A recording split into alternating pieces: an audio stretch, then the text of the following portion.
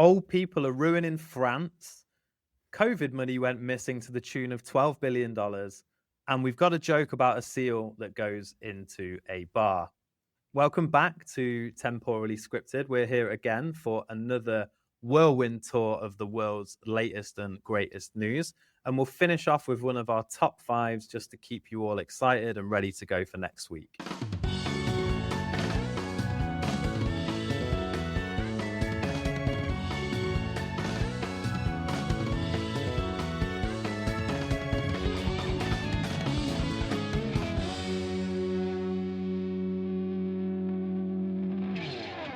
I'm here with my very handsome and young friend, Adam. How's it going there?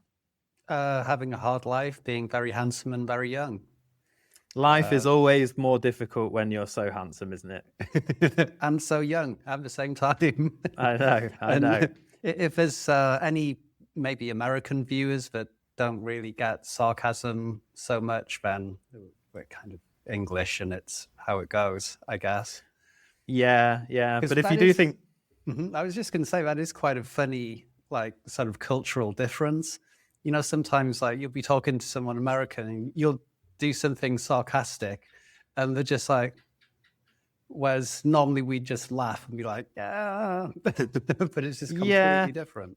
Yeah, although I think we're becoming more on vogue with the Americans thanks to like Ricky Gervais, and I think Jimmy Carr might be starting to get big out there and now. So I think over time they're gradually getting more used to this sarcastic sort of vibe, because I know some of the jokes we used to make, and obviously where we live, we get to spend our time with Americans, Canadians, whatever. And some of the jokes as English people make between each other would result in a fight if you said it to someone in the US.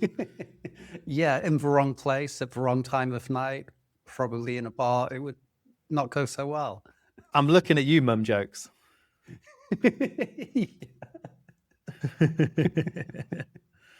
Yeah, completely. But anyway. So I'm assuming you're excited for today's episode. There's, some great stories going on around the world as always, and some of them fun for a change. Yeah, as always, I'm naturally excited for this episode. Stocked up on the Imodium again and should be all right. I don't think I'll need any breaks. I can feel the excitement pouring out of you. So Me too. What is it with these old people not dying soon enough and sapping the resources of Western economies? Yeah, I know. Well, it's just, it seems to be how it goes at the moment in the majority of countries. I don't know, for so many years we're told it's like, oh, the world's going to be overpopulated and it's going to be a huge problem and things like that. And it's like, all of a sudden we have massively declining birth rates. And yeah, the states of most countries pretty much are going to have to deal with having so many pensions to pay.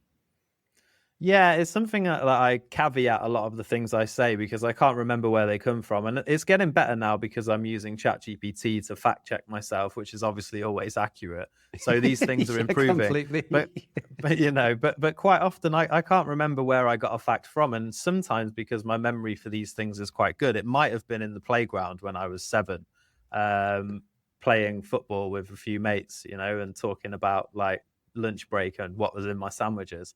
And it's sort of the same with how people treat population statistics, isn't it?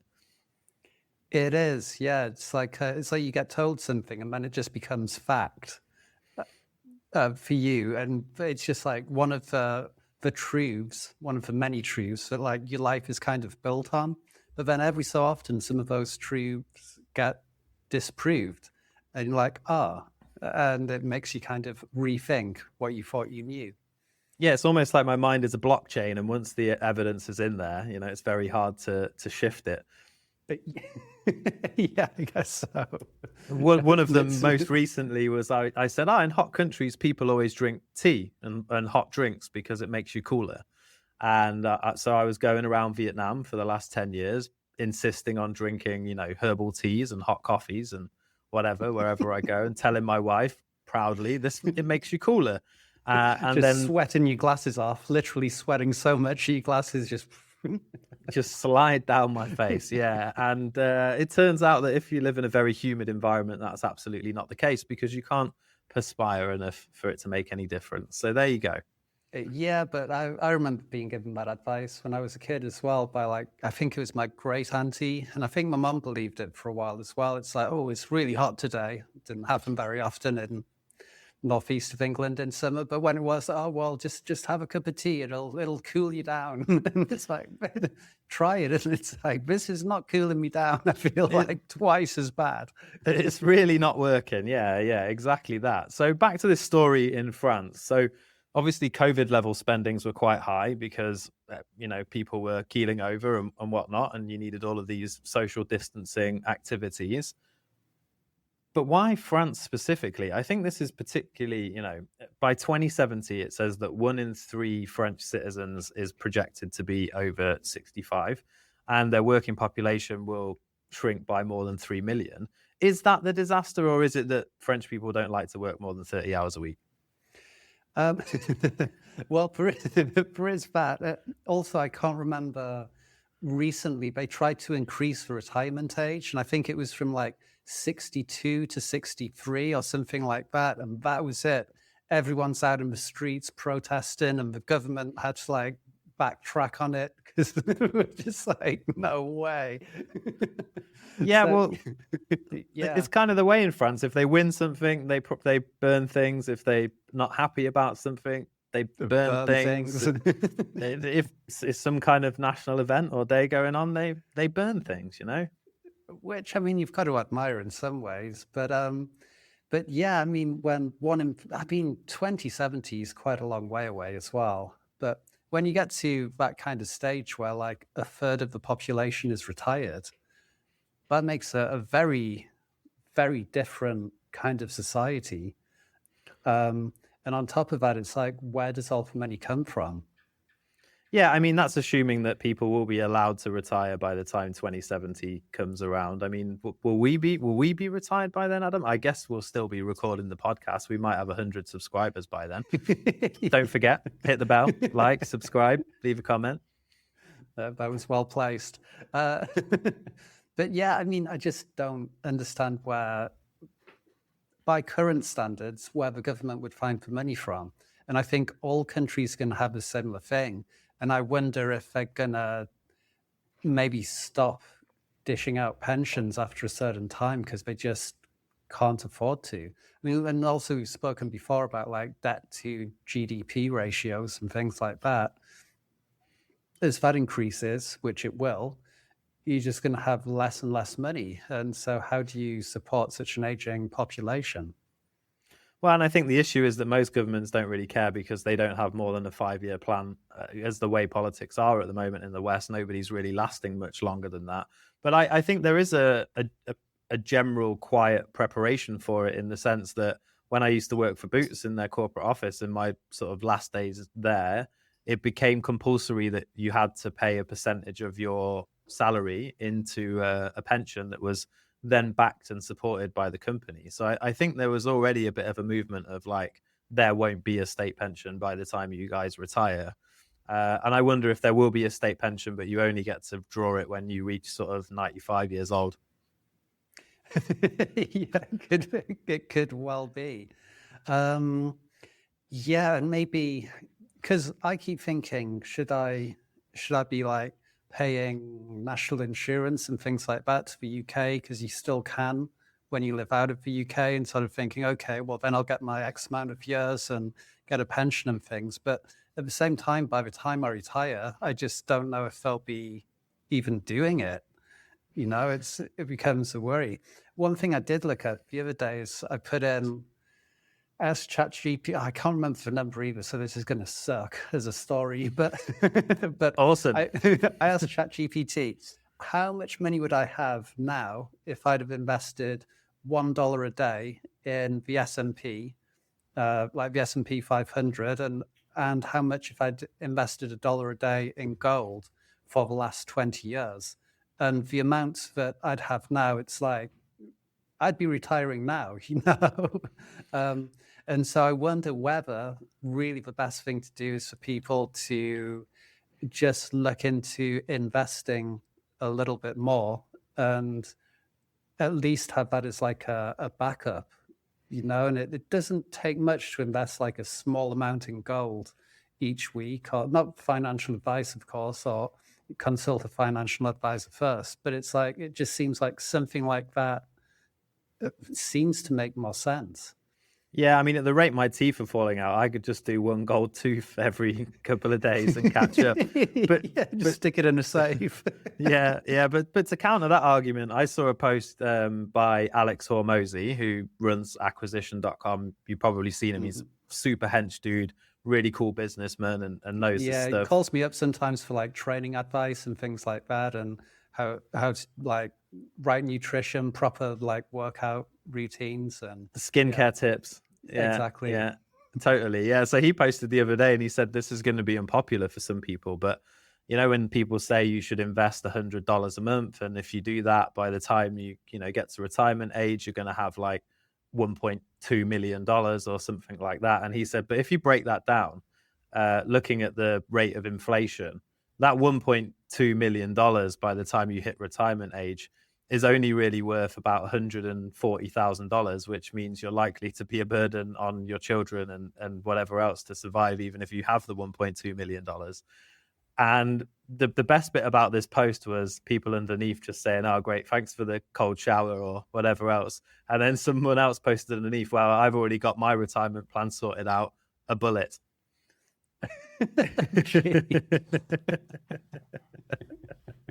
Whether it's in jest or not, that's a great response. Yeah. So, I mean, it does make you wonder, like, what are you supposed to do with everything changing and moving? And I think it puts a little bit into the world of, well, enjoy it while you can, because I think sometimes there's two choices about retirement age and old age. And number one is be so stinking rich that you can do whatever you want. And number two is have absolutely zero, because then someone will probably have to take care of you. Pretty much. Yeah, it seems to be kind of how it goes. But so what's the action plan in France? Sorry. What, for me or France? Yeah, for France. I mean, are they going to start making old people useful or something and get them on TikTok? Maybe some of that sweet ad revenue. I think that's going to have to be the way forward. Yeah, I'm not entirely sure, to be honest. I mean, what do you think they should do? Or what is their plan?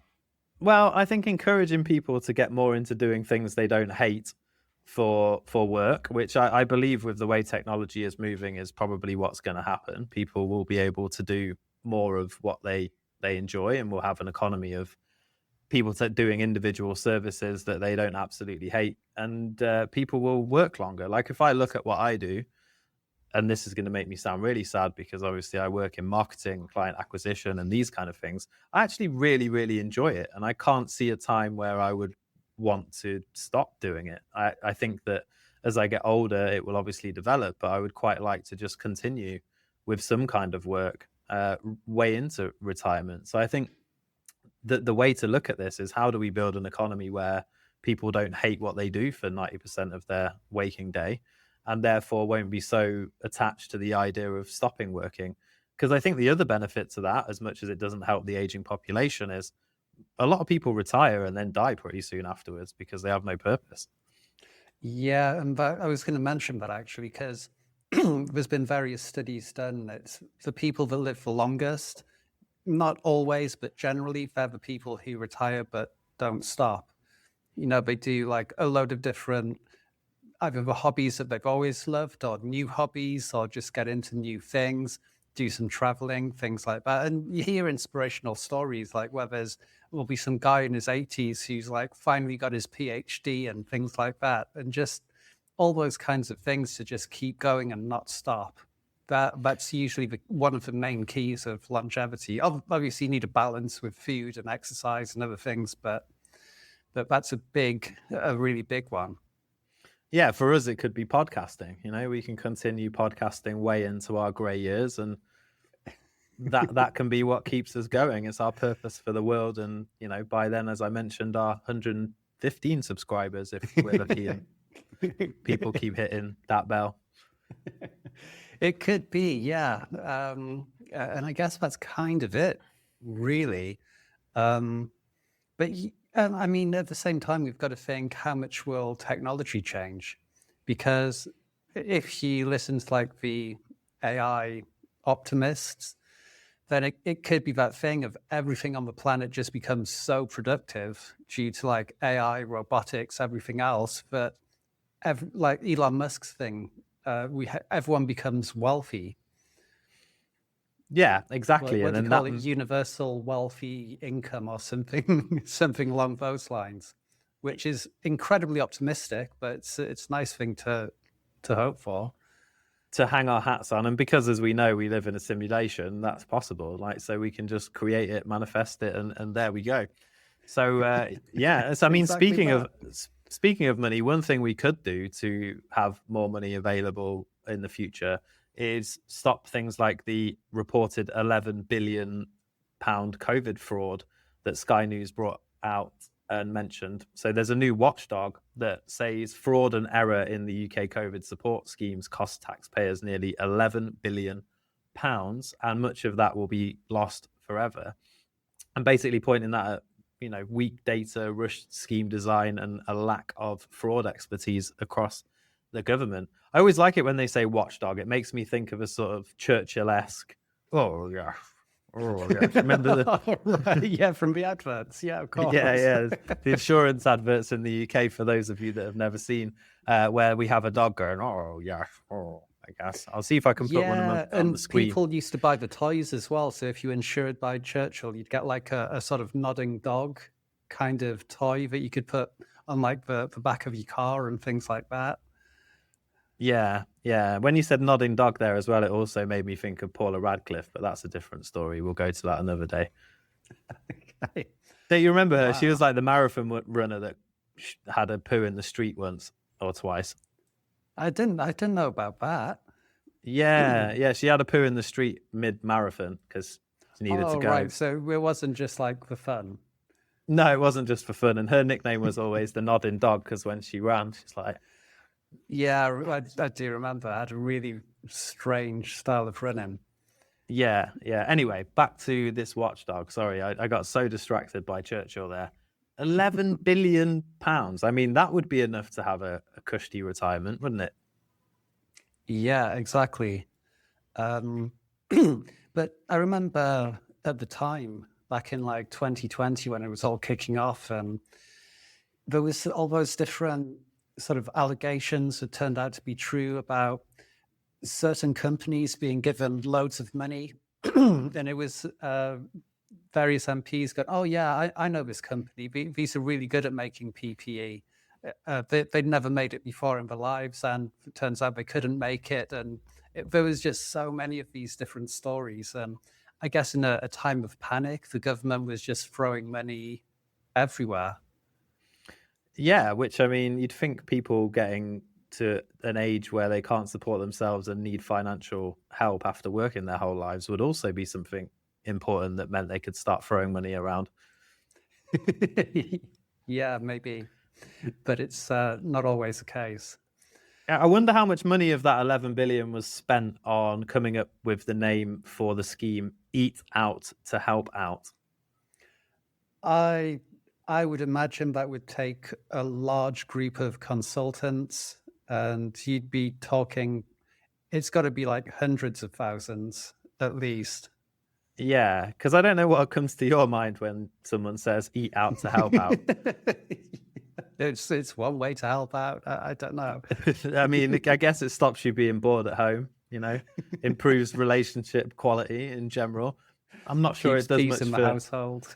yeah, I'm not sure it does much for hunger, but there you go.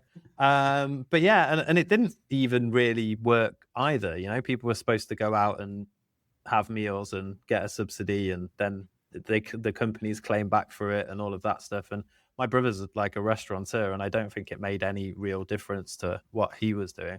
I think the biggest winners out of all of it were like Uber Eats and these kind of companies. Yeah. Oh, and then sort of like Amazon and other companies where people were furloughed, so they were just sat at home getting money.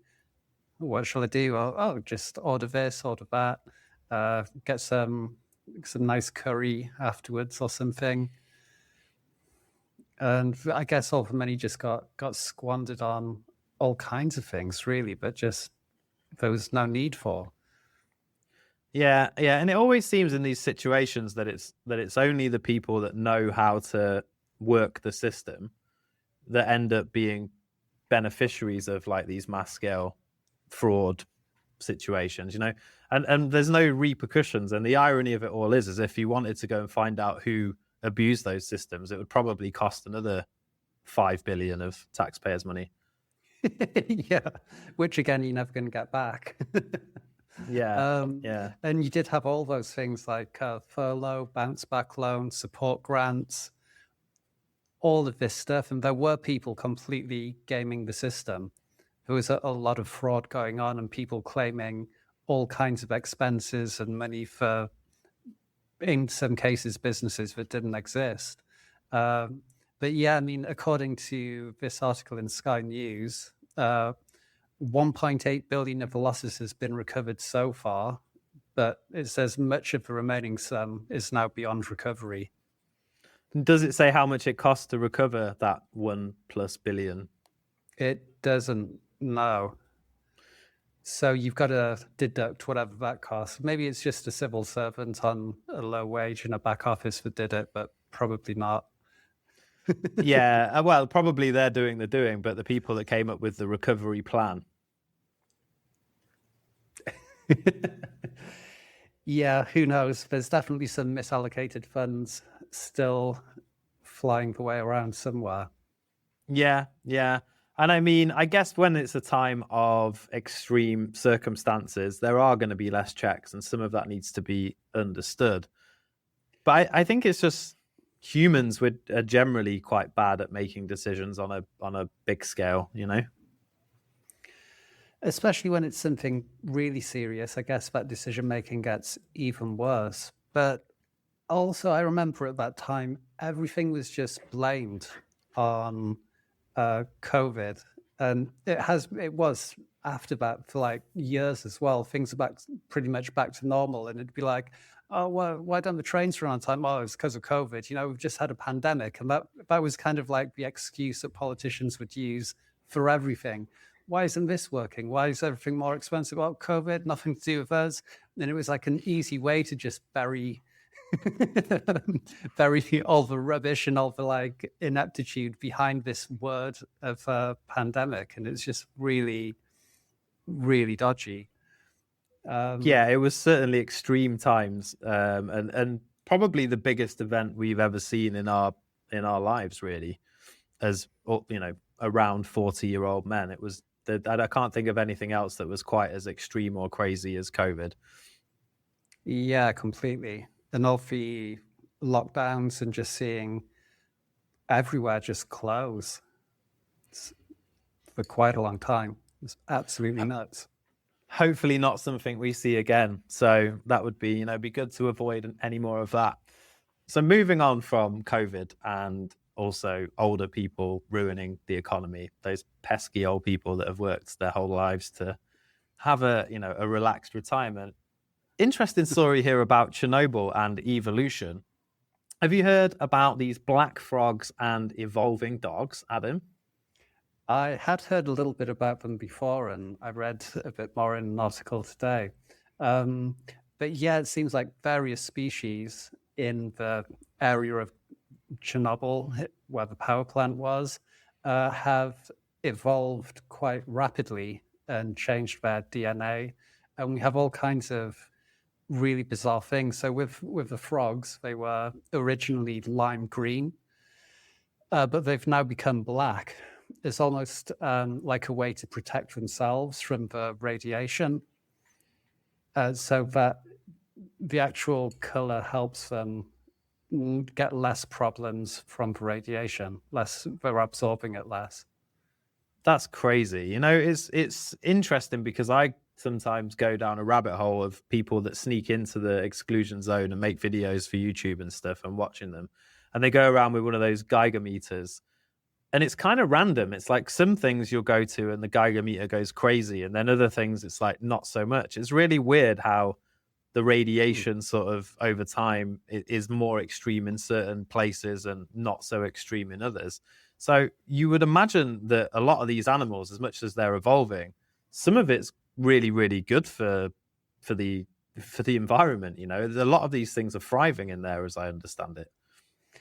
Well, one of the interesting ones is a kind of mold that seems to be able to like feed off radiation.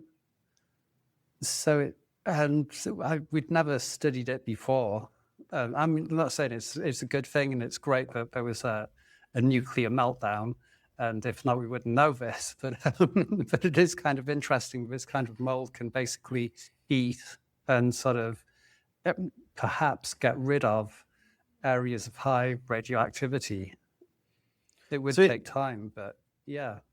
So is there a potential that they could use that to clean up after these disasters and start, you know, making a way that that mold is more prolific than it is in this natural situation?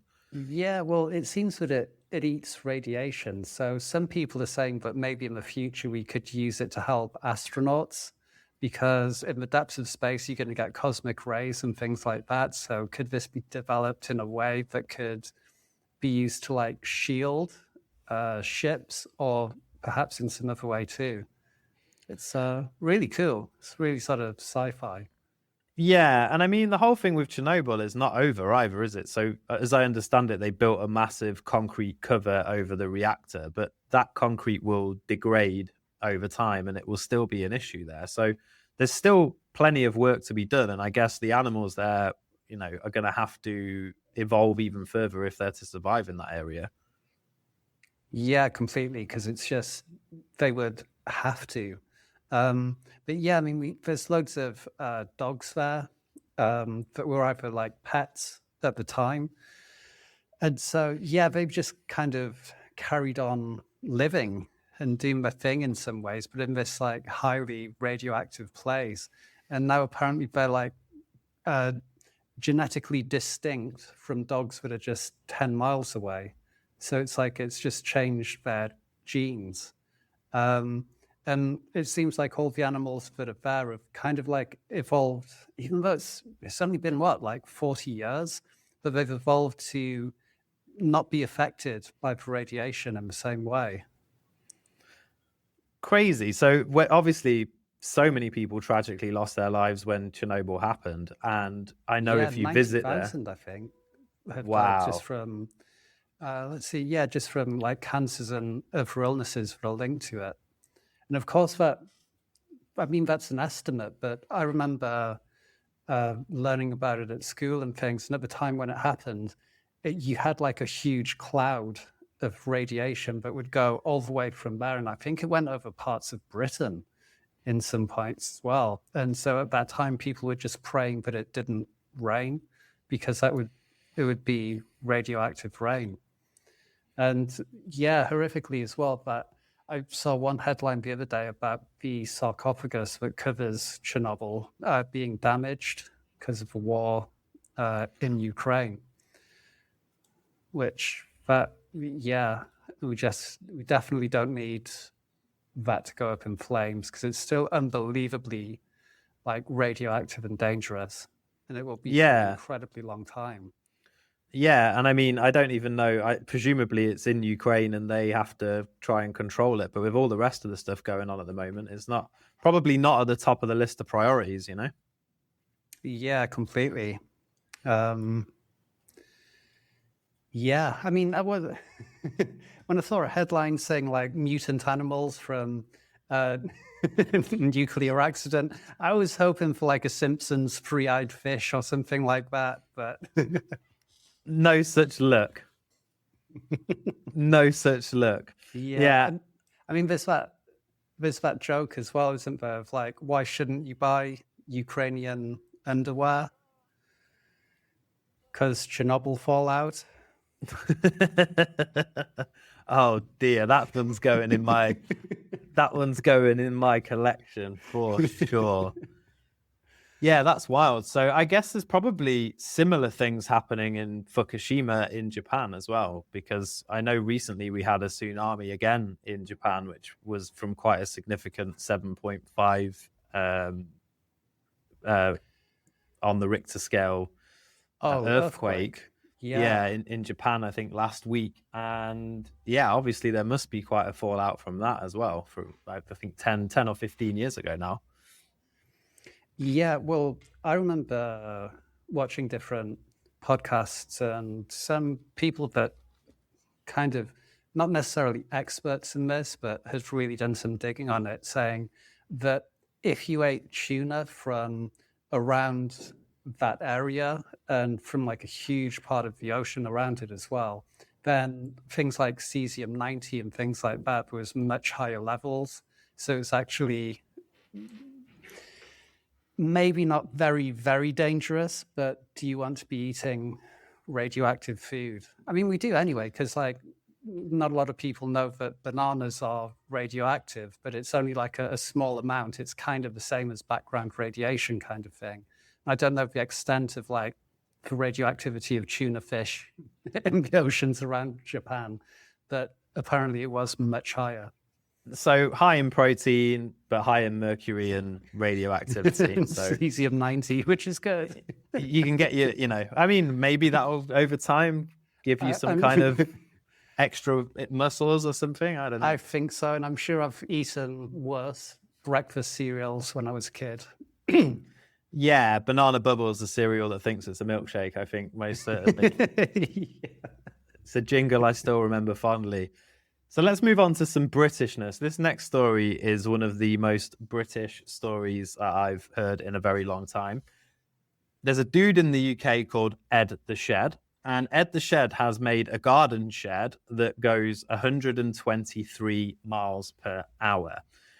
It's a Guinness certified speed machine and outpaces all of the other fastest sheds that have ever been made, which I'm assuming all made by some British dude in a shed. How meta is that, ladies and gentlemen? The world's fastest shed made in a shed by a man called Ed the Shed. Yeah, so this 61-year-old dude, what a legend, has made this almost 200 kilometers per hour shed. Which, kind of like we were saying earlier about sort of retiring and not giving up, or like getting older and still pursuing your dreams or working on cool things. That's Ed the Shed. You know, he's just absolutely smashed it. What a legend. Yeah, I don't know what I like more about this story. The fact that it's Ed the Shed with a TVR engine, which is the most British thing ever, or the fact that that statistic comes from shedblog.co.uk. Which I am an avid reader of, as you know. You can't, I don't know if there is a better publication in the UK. Well, I have to say, when I remember very fondly my first shed when I was in my early 20s. My girlfriend at the time moved in with me, and she wasn't a great fan of my smoking and drinking habit. So, as it was very cold, I purchased a shed and built it in the garden. And it was only kind of big enough for an armchair and me, and that's all you need. various other things.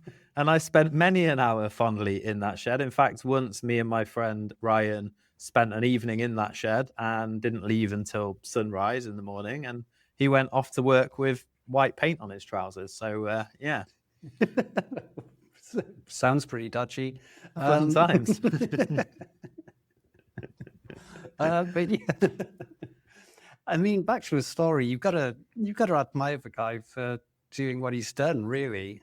It just seems, it's a ridiculous thing to sort of think, oh, I'll just make the fastest shed on earth. But here we go. He took his wild idea and just ran with it. And now he's a celebrity. Yeah. Yeah. I mean, I have seen some cool things like this in the past. I once saw a motorized sofa that I think, again, was built in the UK, because these are the kind of things that we're very good at. But what was pretty cool about this sofa is the steering wheel was a pizza tray. Right, okay. So you could just... I might have seen it. I don't know if it was the same one, but did it have like a lamp? and things like that attached to it. So kind of like a standard lamp with a shade and stuff. That's the one. Yeah. Yeah. So it was fully operational motorized sofa with a number plate and everything. So you could in fact drive it down to the shops and yeah. Because it somehow made it road legal. Yeah, yeah. So I wonder what else. I think I've also seen a bed as well, but Ed the bed, Ed the shed. I'm not sure if it was the same guy or somebody else. It might be the same guy under a different pseudonym. So perhaps this is the way that people should live into their old age, like you mentioned. Start building ridiculous things that go 123 miles per hour.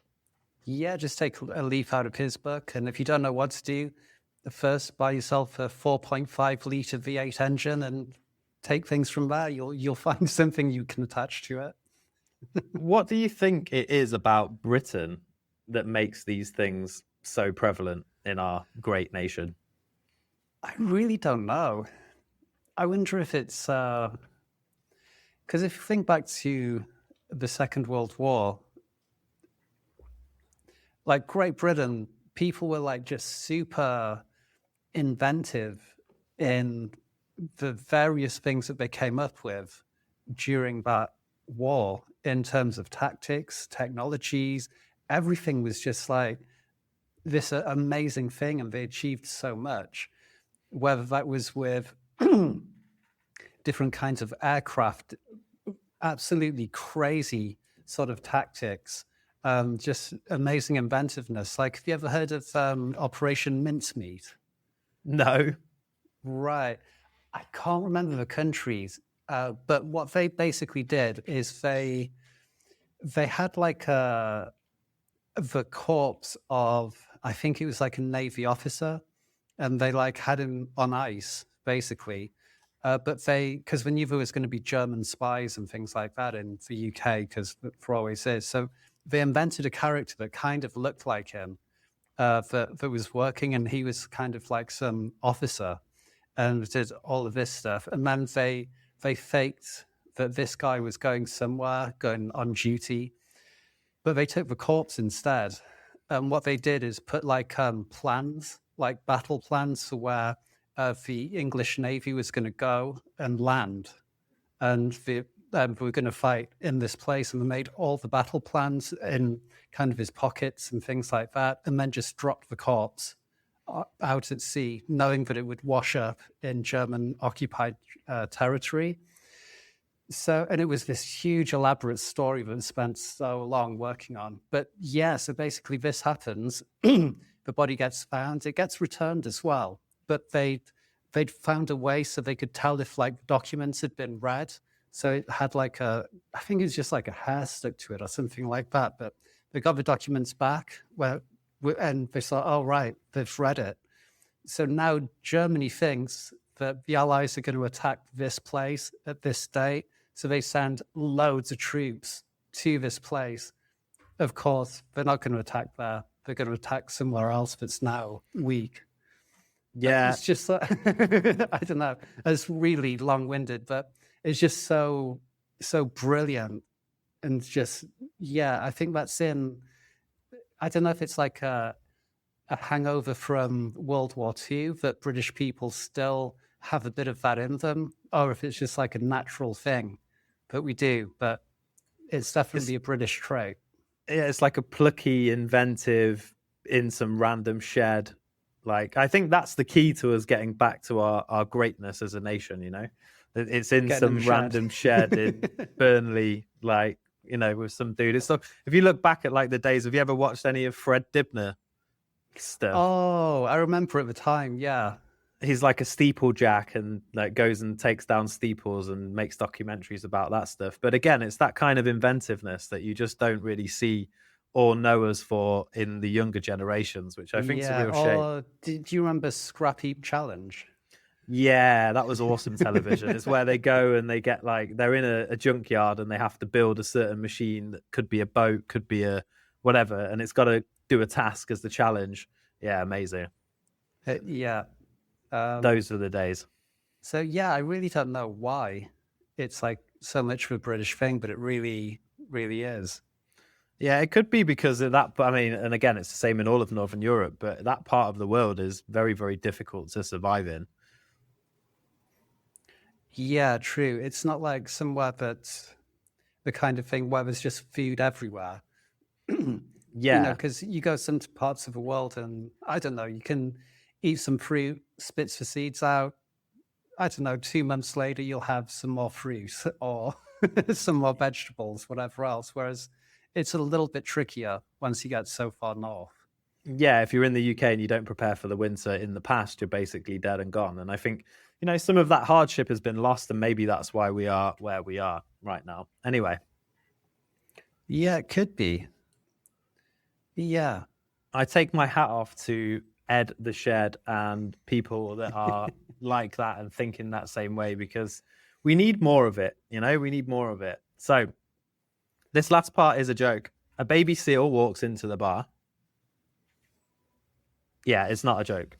It actually happened. So in Richmond, New Zealand, a baby seal has walked into a craft beer bar and hid under the dishwasher. And the only way they could get it out is by dangling a little bit of salmon, presumably in a provocative way, to take it How back do you, out. how do you provocatively wave salmon?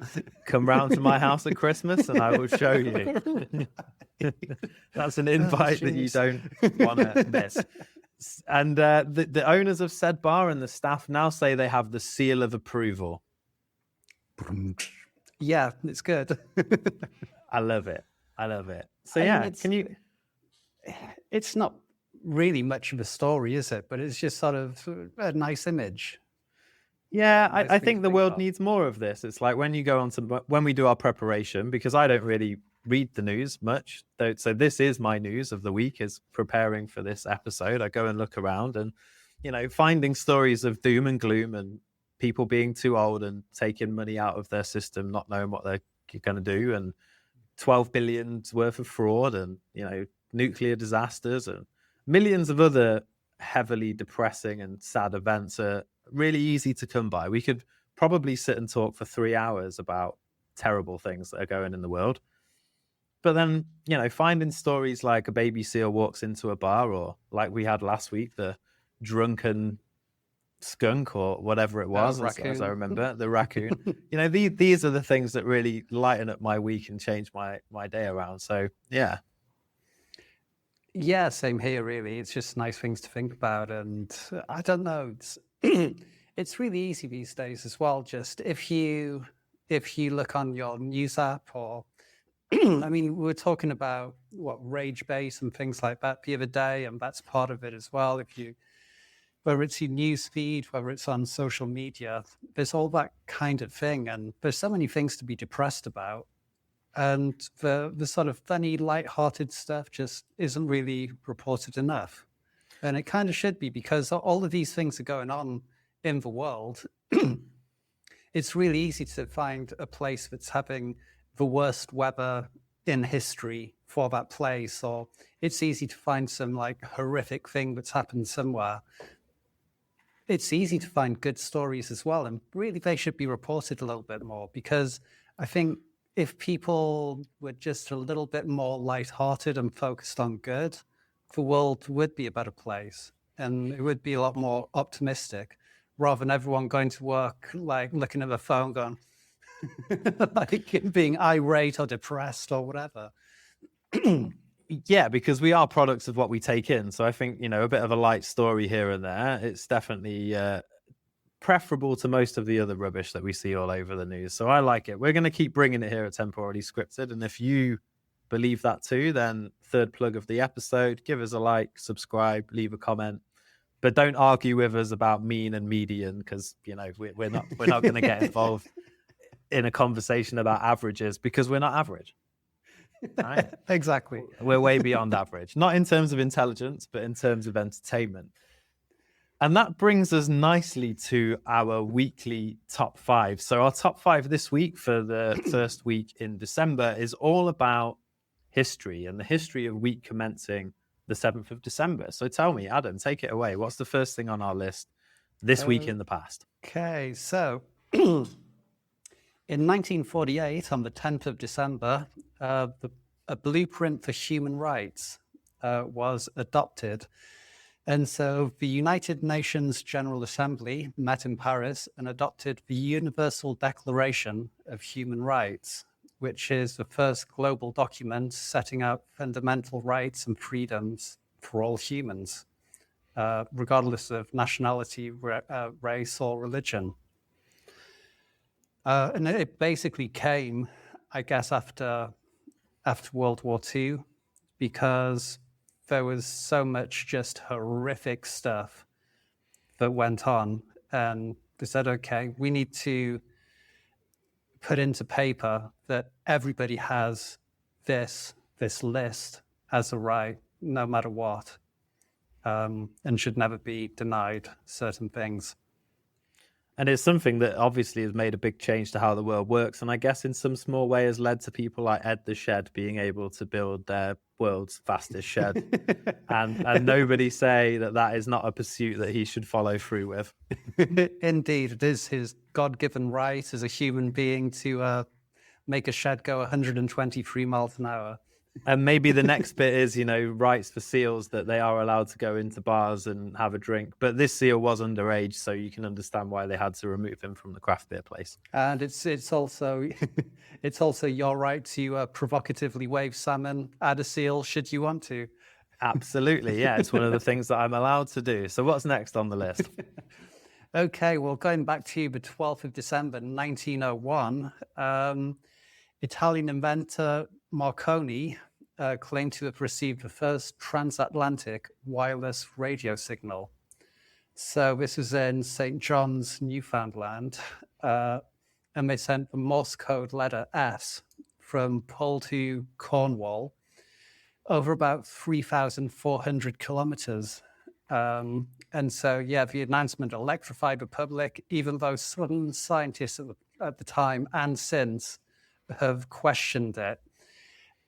Because and we still don't properly know. He said, yeah, I sent a signal all the way across the Atlantic, and I heard the Morse code for S being transmitted.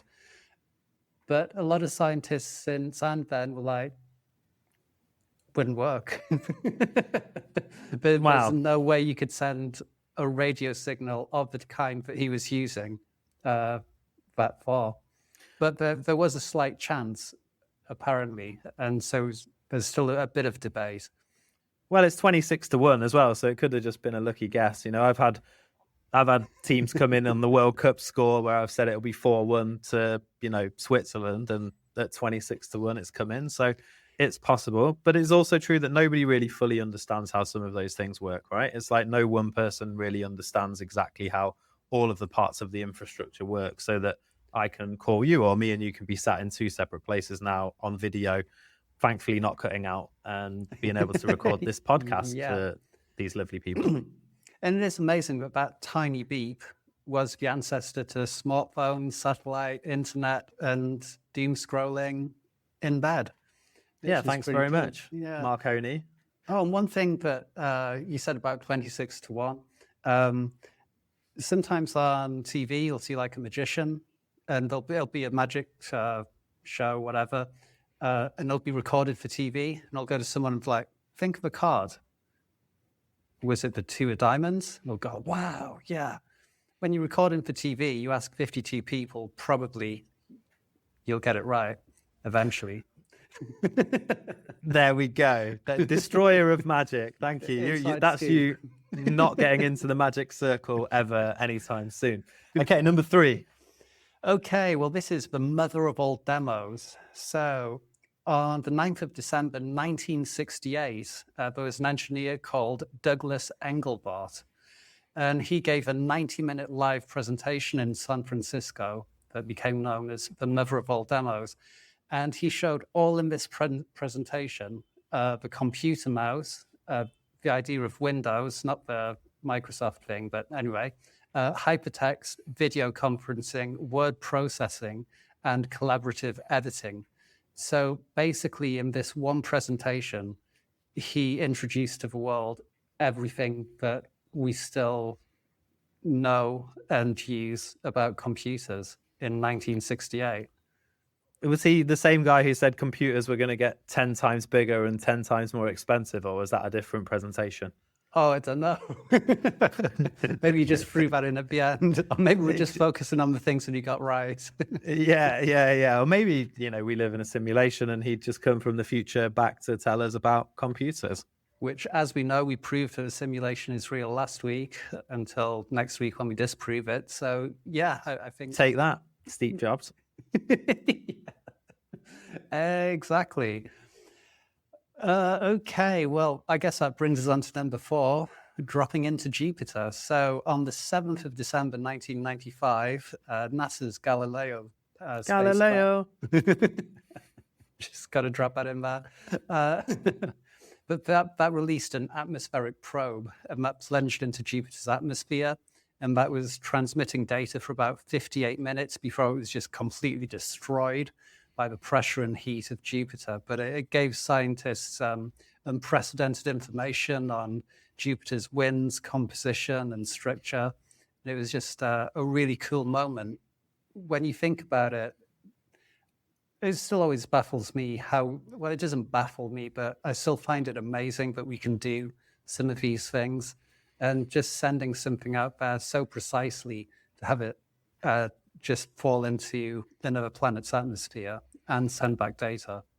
Yeah, when you think at some point we didn't know how to create fire or sparks or, cure a steak or whatever else, it's quite an incredible move. And we're just like, yeah, let's just spend a few billion on chucking this thing into Jupiter to figure some shit out.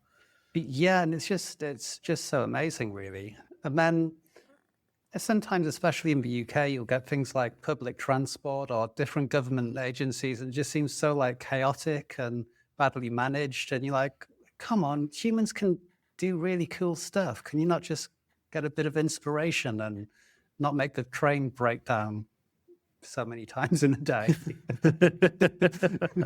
I totally agree. Yeah. Now bring us home with number 5. What's the 5th in history this week? And number 5. So the 13th of December, 1776. It's going back a little bit.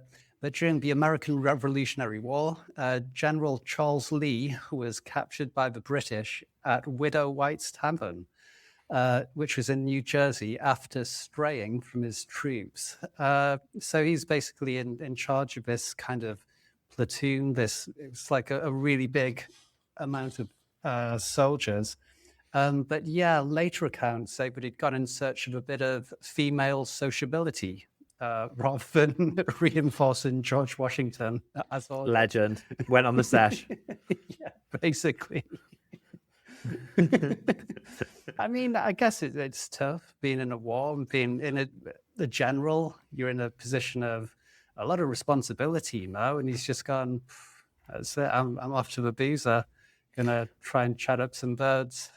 And especially wars back then. I mean, the amount of death rate in those kind of wars would have been quite insane. So yeah, fair play to him. He's a man after my own heart. Is that what you do in the same position? Absolutely. Just absolutely.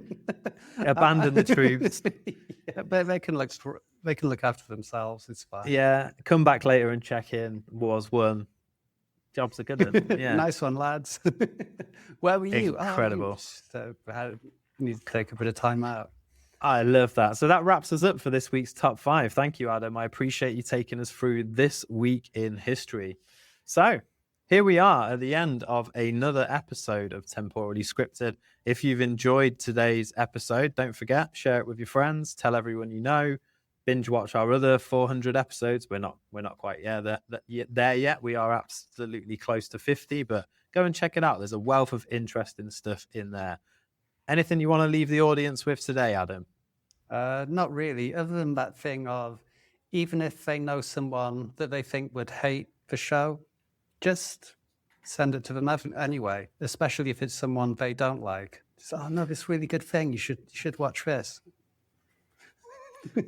yeah, and we might get more trolls, which we'd love.